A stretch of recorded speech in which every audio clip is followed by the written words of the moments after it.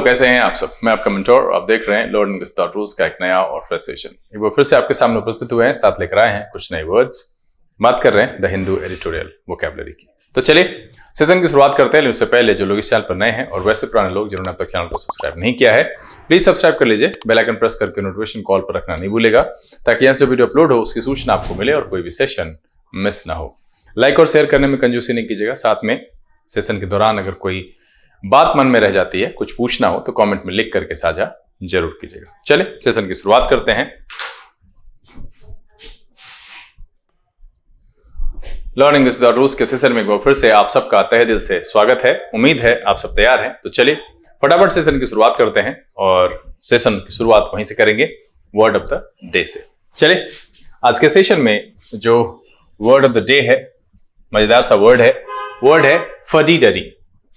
फडी-डरी noun और adjective दोनों तरीके से प्रयोग होता है और इसका मतलब होता है a person who is old fashion, overly conservative और रेजिस्टेंट टू चेंज। क्या है? A person who is old fashion, overly conservative और रेजिस्टेंट टू चेंज मतलब है।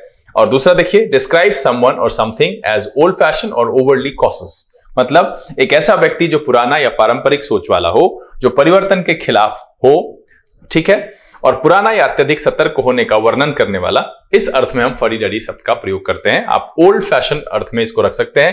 A person who is old fashion, overly conservative और रेजिस्टेंट टू चेंज, उसके लिए use करते हैं फडी-डरी। सिनोनिम की बात करें, स्टफी, रिजिड एंड आउटडेटेड। क्या हो जाएगा? स्टफी, रिजिड एंड आउटडेटेड एक अर्थ में फडी-डरी के सिनोनिम के तौर पर प्रयोग करेंगे। एंटोनिम की बात करें, मॉडर्न, फ्लेक्सिबल एंड इनोवेटिव। क्या है? मॉडर्न, फ्लेक्सिबल एंड इनोवेटिव एक अर्थ में फडी-डरी के एंटोनिम के तौर पर हम प्रयोग कर सकते हैं। तो यहां पर आज जो हमने वर्ड ऑफ द डे के तौर पर रखा है वो है फडी-डरी। नाउन और एडजेक्टिव की तरह यूज होता है, मतलब होता है person who is old fashion, overly conservative और resistant to change. Describe someone और समथिंग एज ओल्ड फैशन और ओवरली कॉशियस एक ऐसा व्यक्ति जो पुराना या पारंपरिक सोच वाला हो या जो परिवर्तन के खिलाफ हो या होना कह सकते हैं, पुराना या अत्यधिक सतर्क होने का वर्णन करने वाला। इस अर्थ में हम फडी-डरी शब्द का प्रयोग करते हैं।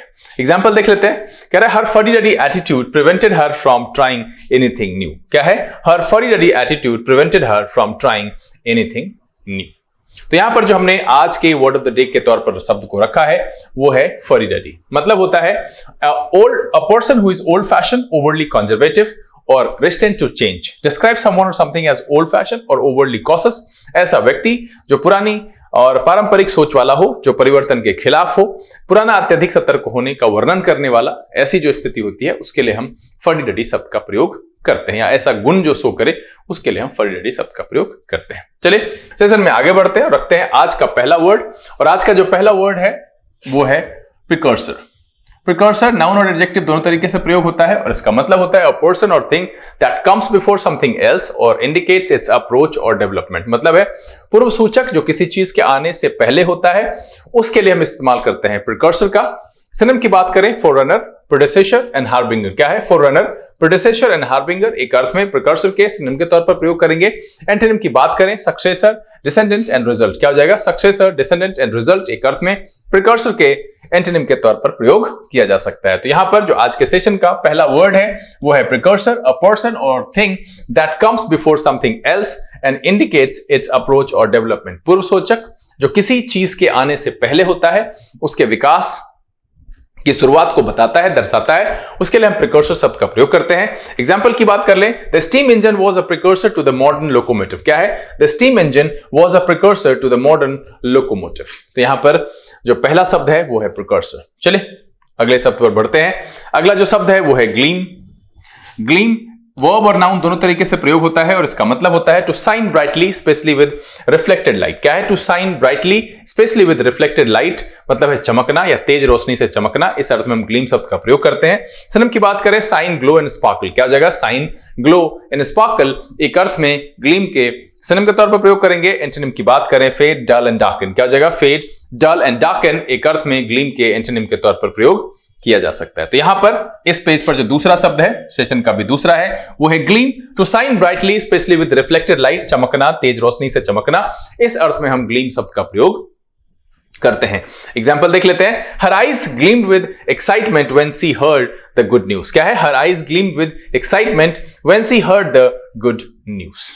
इस पेज पर जो हमने दो शब्द रखा है उसमें पहला है प्रिकर्सर, अ पर्सन और thing that comes before something else and indicates it's approach और डेवलपमेंट। पूर्व सूचक जो किसी चीज के आने से पहले होता है, उस अर्थ में हम प्रयोग करते हैं प्रिकर्सर शब्द का। इस पेज पर जो हमने दूसरा शब्द रखा है वो है gleam, to shine brightly specially with reflected light, चमकना, तेज रोशनी में चमकना। इस अर्थ में हम ग्लीम शब्द का प्रयोग करते हैं। ध्यान रखिएगा ग्लीम नाउन की तरह भी प्रयोग किया जाता है। चलिए अगला जो शब्द है वो है रिकॉइल। रिकॉइल वर्ब और नाउन दोनों तरीके से प्रयोग होता है और इसका मतलब होता है टू सडनली स्प्रिंग और flinch back in fear, horror और सरप्राइज, और द बैकवर्ड मूवमेंट और force experience specially after a gun is fired. मतलब है डर, घृणा या आश्चर्य से पीछे हटना और पीछे की ओर खींचने की गति या बल। विशेष करके जब बंदूक फायर करते हैं तो वो जो बैक फायर धक्का लगता है ना, उसको कहते हैं हम रिकॉइल। क्या है? टू सडनली स्प्रिंग और flinch back in fear, horror और सरप्राइज, और द बैकवर्ड मूवमेंट और force experience specially after a gun is fired. मतलब है डर, घृणा या आश्चर्य से पीछे हटना, पीछे की ओर खींचने की गति या बल। इस अर्थ में हम रिकॉइल शब्द का प्रयोग करते हैं। सिनोनिम की बात करें विड्रॉ, फ्लिंच एंड श्रिंक। क्या हो जाएगा?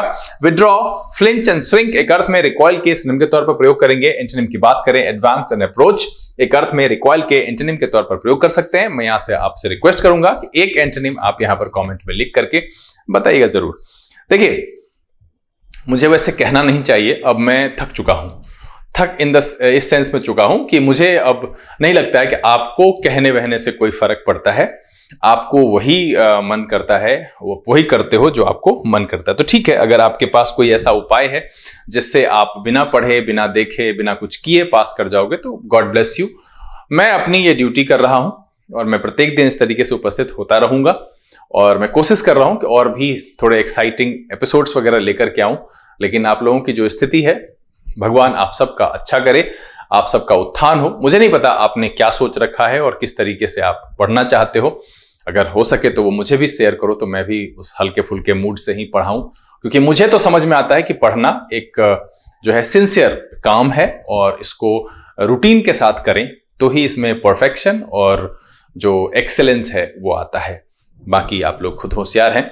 तो रिकॉइल जो है यहां पर इस पेज पर जो हमने पहला शब्द लिया है वो है रिकॉइल, टू सडनली स्प्रिंग और flinch back in fear, horror और सरप्राइज, और द बैकवर्ड मूवमेंट और force experience specially after gun is fired. डर, घृणा या आश्चर्य से पीछे हटना, पीछे की ओर खींचने की गति या बल, विशेष करके बुलेट वगैरह गन फायर करने के बाद जो होता है उसके लिए हम रिकॉइल शब्द का प्रयोग करते हैं। एग्जाम्पल की बात करते हैं, she recoil in fear when the spider crawled towards her। क्या है? She recoiled in fear when the spider crawled towards her। चलिए अगला जो शब्द है वो है इंडिफरेंस। इंडिफरेंस नाउन की तरह प्रयोग होता है और इसका मतलब होता है लैक ऑफ इंटरेस्ट, कंसर्न और सिंपैथी टुवर्ड्स समथिंग और समवन।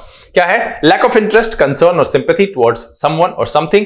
इस अर्थ में हम यूज करते हैं इंडिफरेंस का। मतलब है उदासीनता, किसी चीज या व्यक्ति के प्रति कोई चिंता या रुचि नहीं होना।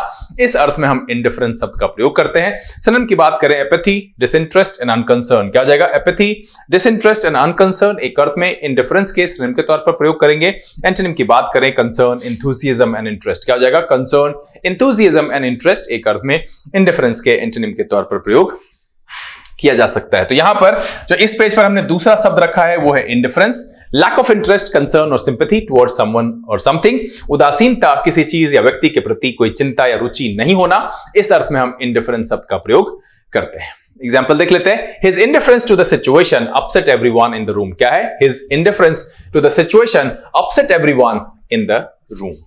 चलिए इस पेज पर लाए गए दोनों वर्ड्स को एक बार फिर से हम रिवीजन कर लेते हैं। पहला जो वर्ड है वो है रिकॉइल, टू सडनली स्प्रिंग और flinch back in fear, horror और सरप्राइज, और द बैकवर्ड मूवमेंट और force experience specially after a gun is fired. मतलब है डर, घृणा या आश्चर्य से पीछे हटना और पीछे की ओर खींचने की गति या जो बल होता है विशेष करके गन फायर के परिणाम स्वरूप, उसके लिए हम रिकॉइल शब्द का प्रयोग करते हैं। दूसरा जो शब्द हमने रखा है यहां पर वो है indifference, lack of interest, concern और सिंपैथी टुवर्ड्स समवन और समथिंग। मतलब है उदासीनता, किसी चीज या व्यक्ति के प्रति कोई चिंता या रुचि का नहीं होना। इस अर्थ में हम इंडिफरेंस शब्द का प्रयोग करते हैं। चलिए अगला जो शब्द है वो है प्रोराटा। प्रोराटा एडजेक्टिव और एडवर्ब दोनों तरीके से प्रयोग किया जा सकता है। इसका मतलब होता है refers to a proportionate distribution based on a particular rate और शेयर, या फिर टू डिस्ट्रीब्यूट और allocate something in proportion to a specified rate. मतलब है एक विशेष दर या हिस्से के आधार पर समान रूप से जो वितरण होता है, उस अर्थ में हम प्रोरेटा शब्द का प्रयोग करते हैं। सिनोनिम की बात करें प्रोपोर्शनल, इक्वल और फेयर। क्या हो जाएगा? प्रोपोर्शनल, इक्वल और फेयर एक अर्थ में प्रोरेटा के सिनोनिम के तौर पर प्रयोग करेंगे। एंटोनिम की बात करें अनइक्वल, डिस्प्रोपोर्शनेट और बायस्ड। क्या हो जाएगा? अनइक्वल, डिस्प्रोपोर्शनेट और बायस्ड एक अर्थ में प्रोरेटा के एंटोनिम के तौर पर प्रयोग किया जा सकता है। तो यहां पर जो इस पेज पर पहला शब्द है वो है pro rata, refers to a proportionate distribution based on a particular rate, share, और टू डिस्ट्रीब्यूट और allocate something in proportion to a specific rate. मतलब है एक विशेष दर या हिस्से के आधार पर समान रूप से वितरण, प्रोपोर्शनल, इक्वल और फेयर, इस अर्थ में प्रोरेटा शब्द का प्रयोग करते हैं। सिनोनिम है ये। एंटोनिम की बात करें अनइक्वल, डिस्प्रोपोर्शनेट और बायस्ड एक अर्थ में प्रोरेटा के एंटोनिम के तौर पर प्रयोग किया जा सकता है। एग्जाम्पल देख लेते हैं। The politicians speech was full of, अरे नहीं, ये उसका नहीं है, यहां पर इसको हटा लीजिए। आई थिंक मुझे लगता है कि इसके बाद का जो वर्ड है जगलरी, ये उसके लिए यूज किया गया। मैं यहां पर आपको एक एक्स्ट्रा एग्जांपल अलग से ऐड कर देता हूं। You will be paid on a pro rata basis. ठीक है, ध्यान रखिएगा यहां पर क्या एग्जांपल दिया मैंने, you will be paid on a pro rata basis. चलिए, तो यहां पर जो इस पेज पर पहला शब्द है वो है प्रोरेटा। आगे बढ़ते हैं। अगला जो शब्द है वो है जगलरी। क्या है? जगलरी। ये नाउन की तरह प्रयोग होता है और इसका मतलब होता है the act of skillfully manipulating और changing things often in a deceptive और ट्रिकी वे। क्या है? डिसेप्टिव और ट्रिकी वे में जब चीजों को चेंज करें, मतलब है धोखाधड़ी और चालबाजी के अर्थ में जो है हम इस जगलरी शब्द का प्रयोग कर सकते हैं। The act of skillfully manipulating और changing things often in a deceptive और ट्रिकी वे, इस अर्थ में हम इसका प्रयोग करते हैं। चतुराई से या धोखाधड़ी से चीजों को बदलने या चलाने की जो कला होती है, विशेष करके दूसरों को ठगने के लिए अगर ऐसा किया जाता है तो उसके लिए हम जगलरी शब्द का प्रयोग करते हैं। ऐसे जगल शब्द आपने देखा होगा कि वो जो करतब करते हैं, चीजों को बदलते हैं हाथ से, इस हाथ से, तो वो एक तरह की चतुराई है। उसको अगर नॉर्मली इस्तेमाल करें तो आप कर सकते हैं the act of skillfully manipulating और changing things often in a deceptive और ट्रिकी वे, इस अर्थ में हम जगलरी शब्द का प्रयोग करते हैं। सिनोनिम की बात करें ट्रिकी, डिसेप्शन एंड मैनिपुलेशन। क्या हो जाएगा? ट्रिकी ने ट्रिकरी, डिसेप्शन एंड मैनिपुलेशन एक अर्थ में जगलरी के सिनोनिम के तौर पर प्रयोग करेंगे। एंटोनिम की बात करें ऑनेस्टी, इंटीग्रिटी एंड ट्रूथफुलनेस। क्या हो जाएगा? ऑनेस्टी, इंटीग्रिटी एंड ट्रूथफुलनेस एक अर्थ में जगलरी के एंटोनिम के तौर पर प्रयोग किया जाएगा। तो यहां पर जो इस पेज पर दूसरा शब्द है वो है jugglery, the act of skillfully manipulating और changing things often in a deceptive और ट्रिकी वे, चतुराई से या धोखाधड़ी से चीजों को बदलने या चलाने की जो कला होती है, धोखाधड़ी, चतुराई, चालबाजी, इस अर्थ में हम जगलरी शब्द का प्रयोग करते हैं। एग्जांपल देख लेते हैं। The politicians speech was full of jugglery avoiding direct answers. क्या है? The politicians speech was full of jugglery avoiding direct answer. Same देखिए यहां पर है, वो कॉपी रह गया वहां पर। तो यहां पर जो हमने इस पेज पर दो शब्द लिया है उसमें पहला है pro rata, refers to a proportional distribution based on a particular rate और शेयर, या फिर डिस्ट्रीब्यूट और allocate something in proportion to a specified rate. मतलब है विशेष दर या हिस्से के आधार पर समान रूप से जो वितरण करते हैं, उस अर्थ में हम प्रोरेटा शब्द का प्रयोग करते हैं। दूसरा जो शब्द यहां पर है वो है jugglery, the act of skillfully manipulating और changing things often in a deceptive और ट्रिकी वे, चतुराई से या धोखाधड़ी से चीजों को जो बदलने या चलाने की कला होती है, इस अर्थ में हम जगलरी शब्द का प्रयोग करते हैं। चलिए आगे बढ़ते हैं। अगला जो शब्द है वो है इंट्रूसिव। इंट्रूसिव एडजेक्टिव की तरह प्रयोग होता है और इसका मतलब होता है कॉजिंग डिसरप्शन और unwanted attention by being too involved in a situation और प्लेस। मतलब अत्यधिक हस्तक्षेप करने वाला, अनचाहा ध्यान आकर्षित करने वाला, इस अर्थ में हम इंट्रूसिव शब्द का प्रयोग करते हैं। कॉजिंग डिसरप्शन और unwanted attention by being too involved in a situation और प्लेस, अत्यधिक हस्तक्षेप करने वाला, अनचाहा ध्यान आकर्षित करने वाला, इस अर्थ में हम इंट्रूसिव शब्द का प्रयोग करते हैं। सिनोनिम की बात करें इन्वेसिव, अनवेलकम एंड पुसी। क्या हो जाएगा? इन्वेसिव, अनवेलकम एंड पुसी एक अर्थ में इंट्रूसिव के सिनोनिम के तौर पर प्रयोग करेंगे। एंटोनिम की बात करें रिजर्व्ड, डिस्क्रीट एंड अनऑब्ट्रूसिव। क्या हो जाएगा? रिजर्व्ड, डिस्क्रीट एंड अनऑब्ट्रूसिव एक अर्थ में इंट्रूसिव के एंटोनिम के तौर पर प्रयोग किया जा सकता है। तो यहां पर जो इस पेज पर पहला शब्द है वो है इंट्रूसिव, कॉजिंग डिसरप्शन और unwanted attention by being too involved in a situation और प्लेस, अत्यधिक हस्तक्षेप करने वाला, अनचाहा ध्यान आकर्षित करने वाला, इस अर्थ में हम प्रयोग करते हैं इंट्रूसिव शब्द का। एग्जाम्पल देख लेते हैं। His intrusive questions made her feel uncomfortable during the interview। क्या है? His intrusive questions made her feel uncomfortable during the interview। चलिए अगला जो शब्द है वो है legerdemain। legerdemain नाउन की तरह प्रयोग होता है और इसका मतलब होता है the use of tricks or cleverness to deceive people। मतलब है धोखाधड़ी या चालाकी का उपयोग लोगों को धोखा देने के लिए, इस अर्थ में हम legerdemain का प्रयोग करते हैं। सिनोनिम की बात करें डिसेप्शन, क्राफ्टीनेस एंड कनिंग, क्या हो जाएगा? डिसेप्शन, क्राफ्टीनेस एंड कनिंग एक अर्थ में लेजिटिमेट के सिनोनिम के तौर पर प्रयोग करेंगे। एंटोनिम की बात करें इंटीग्रिटी, ओपननेस एंड सिंसियरिटी, क्या हो जाएगा? इंटीग्रिटी, ओपननेस एंड सिंसियरिटी एक अर्थ में लेजिटिमेट के एंटोनिम के तौर पर प्रयोग किया जा सकता है। तो यहां पर जो इस पेज पर दूसरा शब्द है वो है लेजिटिमेट, मतलब होता है द यूज ऑफ ट्रिक्स और क्लेवरनेस टू डिसीव पीपल, धोखाधड़ी या चालाकी का उपयोग लोगों को ठगने के लिए, धोखा देने के लिए, इस अर्थ में हम इस वर्ड का प्रयोग करते हैं। एग्जांपल देख लेते हैं। डार्क क्लाउड्स प्रोट, अरे नहीं, अरे बाबा, एक चलिए मैं यहां पर अलग से ऐड कर देता हूं। I see it as a philosophical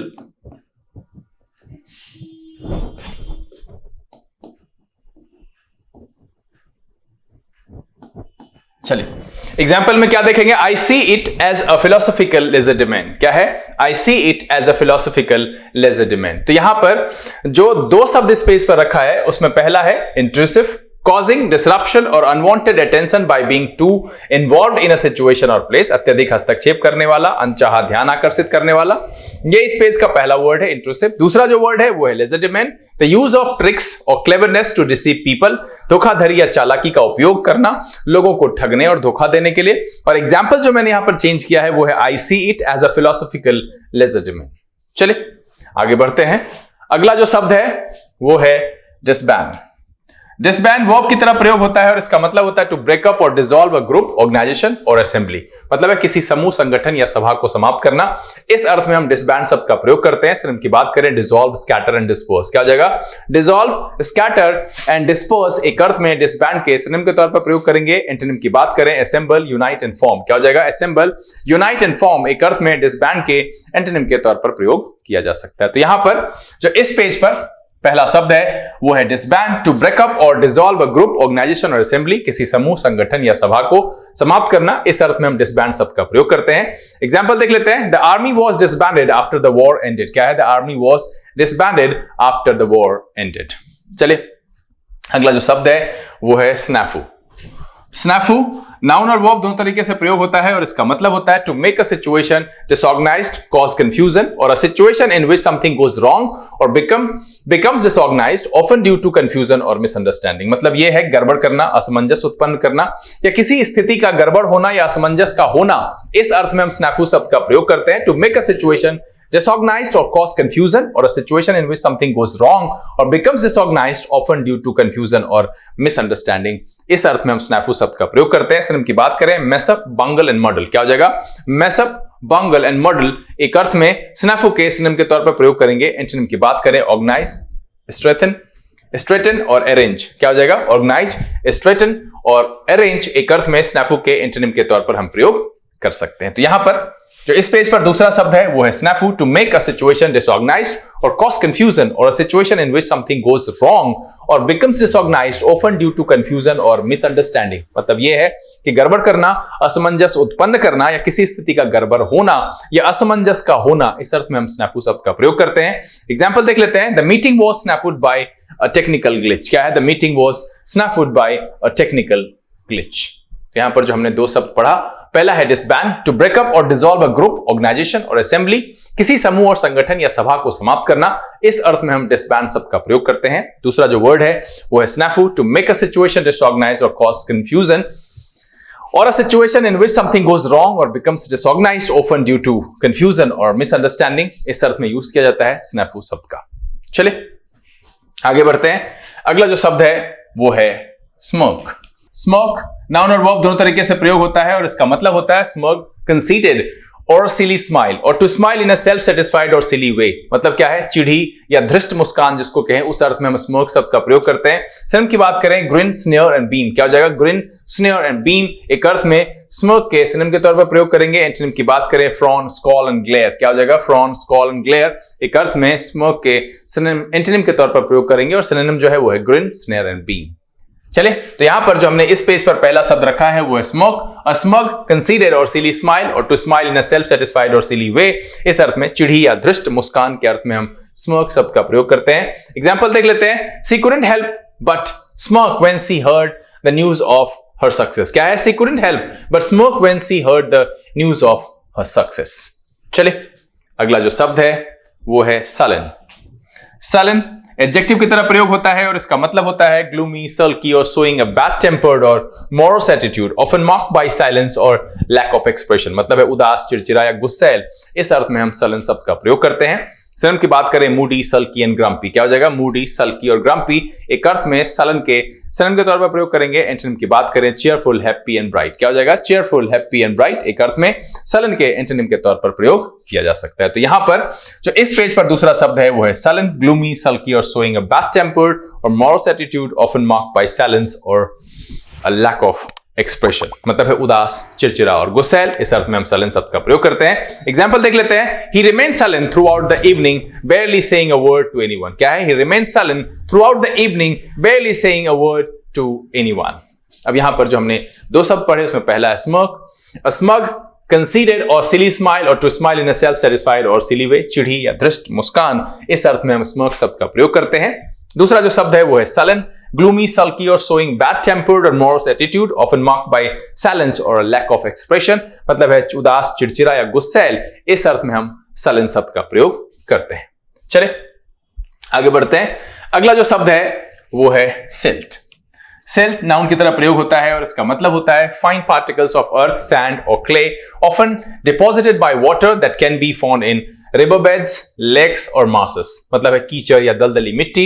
इस अर्थ में हम silt शब्द का प्रयोग करते हैं। सिनोनिम की बात करें mud, sludge और sediment, क्या हो जाएगा? mud, sludge और sediment एक अर्थ में silt के सिनोनिम के तौर पर प्रयोग करेंगे। एंटोनिम की बात करें gravel, rock and sand, क्या हो जाएगा? gravel, rock and sand एक अर्थ में silt के एंटोनिम के तौर पर प्रयोग किया जा सकता है। तो यहां पर जो हमने इस पेज पर पहला शब्द लिया है वो है silt, fine particles of earth, sand or clay, often deposited by water that can be found in riverbeds, lakes and marshes। मतलब है कीचड़ या दलदली मिट्टी। इस अर्थ में हम silt शब्द का प्रयोग करते हैं। एग्जांपल देख लेते हैं। The river banks were covered in thick silt, making it difficult for the boats to pass through। क्या है? The river banks were covered in thick silt, making it difficult for the boats to pass through। क्या है? The river banks were covered in thick silt, making it difficult for the boats to pass through। चलिए अगला जो शब्द है वो है opportune।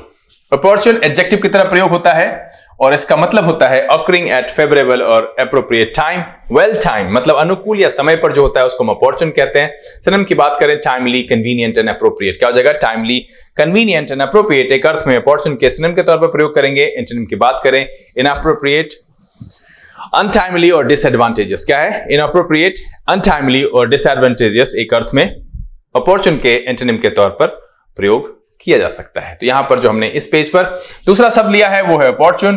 मतलब होता है occurring at a favorable or appropriate time, well timed, अनुकूल या समय पर। इस अर्थ में हम opportune शब्द का प्रयोग करते हैं। एग्जांपल देख लेते हैं। The manager arrived at an opportune moment to resolve the issue before it escalated। क्या है? The manager arrived at an opportune moment to resolve the issue before it escalated। तो इस पेज पर जो हमने दो शब्द डिस्कस किया आपके सामने रखा। पहला है silt, fine particles of earth, sand or clay, often deposited by water that can be found in riverbeds, lakes and marshes। कीचड़ और दलदली मिट्टी। इस अर्थ में हम silt शब्द का प्रयोग करते हैं। दूसरा है opportune, occurring at a favorable or appropriate time और well timed। इस अर्थ में प्रयोग करते हैं हम अनुकूल और समय पर। इस अर्थ में हम opportune शब्द का प्रयोग करते हैं। चलिए आगे बढ़ते हैं। अगला जो शब्द है वो है credo। credo नाउन की तरह प्रयोग होता है और इसका मतलब होता है a set of beliefs or principles that guide someone's actions, a creed or a system of beliefs। मतलब है विश्वास और सिद्धांत। इस अर्थ के लिए हम credo शब्द का प्रयोग करते हैं। सिनोनिम की बात करें belief, creed and doctrine, क्या हो जाएगा? belief, creed and doctrine एक अर्थ में credo के सिनोनिम के तौर पर प्रयोग करेंगे। एंटोनिम की बात करें doubt, disbelief and atheism, क्या हो जाएगा? doubt, disbelief and atheism एक अर्थ में credo के एंटोनिम के तौर पर प्रयोग किया जा सकता है। तो यहां पर इस पेज पर जो पहला शब्द है वो है credo, a set of beliefs or principles that guide someone's action, a creed or a system of beliefs, विश्वास या सिद्धांत। इस अर्थ में हम credo शब्द का प्रयोग करते हैं।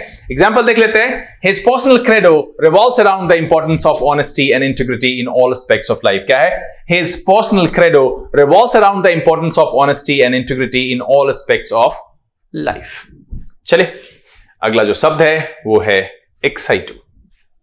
एक्साइटू एक्साइटू जो भी पढ़िए एडवर्ब और एडजेक्टिव की तरह प्रयोग होता है और इसका मतलब होता है रेफरिंग टू कंजर्वेशन एफर्ट्स और activities that occur outside the natural habitat और original location such as in zoo और बोटानिकल गार्डन। मतलब है बाहरी स्थान पर संरक्षण, प्राकृतिक स्थान से बाहर। एक्साइटू साइट्स के हिसाब से, जगह के हिसाब से आप इसको एक्साइटू पढ़ सकते हैं। सिनोनिम की बात करें of site, out of place और एक्सटर्नल।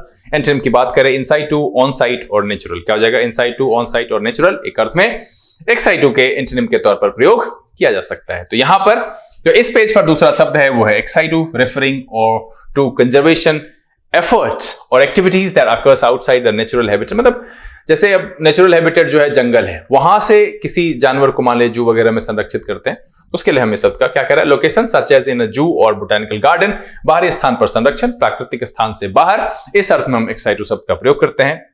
एग्जाम्पल की बात करें, The endangered bird is kept in an Excidu sanctuary for protection. क्या है? The endangered bird is kept in an Excidu sanctuary for protection.